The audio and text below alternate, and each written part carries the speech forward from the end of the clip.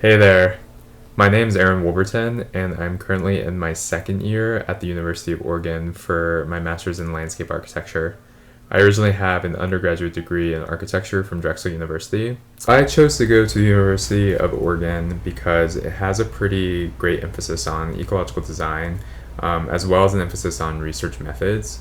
The school itself is pretty well known, even internationally, for the research that they do, and that doesn't stop at our program. So I'm currently in the research methods sequence, and that basically gives us all the tools we need to start to understand how to bridge research and design together. Studying landscape architecture in Eugene seems to be a pretty suiting place. For one thing, the climate is very conducive for the growth of a ton of different types of plants. I would say that there's this cultural atmosphere around plants and ecologies in general. People are more interested in nature itself. There's definitely a lot of extracurricular activities to do at the U of O. I'm currently in a group called Design for Climate Action, so that is specifically dealing with planning and kind of the integration of landscape architecture and planning together, and how we can use design for climate action principles to help cities with their future development. There was a new class that was taught by Yegong Ko, and that went over working with the city of Silverton and their climate action plan and their energy plan policies, and developing a new plan for them to work off of in the next 10 to 15 years, basically. So that was a really great opportunity. So the work I've decided to show is from my first year. It was my winter term, which was my second studio, and it was led by Jacques Abelman.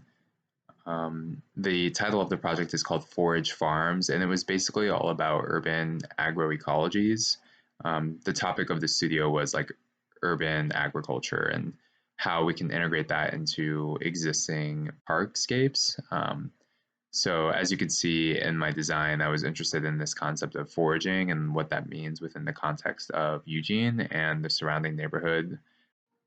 So I would say the overall goal for this project was based off of establishing food security through what I called ecological corridors. So the existing site rested on these historical ecologies known as a lower wetland and a upper oak wood savanna. So I was really interested in showcasing that ecological change, but while also using that as a means for diversifying the neighborhood and getting people to come together and work collectively on a agricultural landscape. This studio was hugely instrumental in helping me understand what landscape architectural structure was. And that basically means the organization and physical layout of the elements we have at our disposal.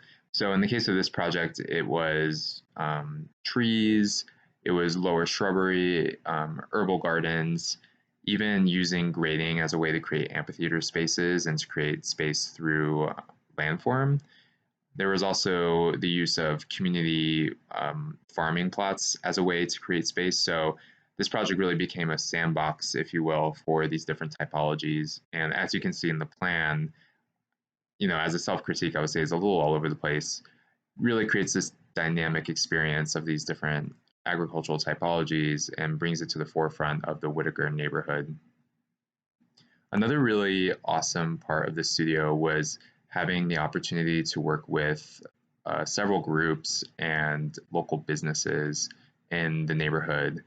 One of the most prominent experiences was working with a nonprofit known as Huerto de la Familia, and they are a nonprofit that basically works with Hispanic cultures in the area as well as people from Mexican indigenous descent, and provides them a space for them to farm and grow their own food and kind of provide them a form of resilience.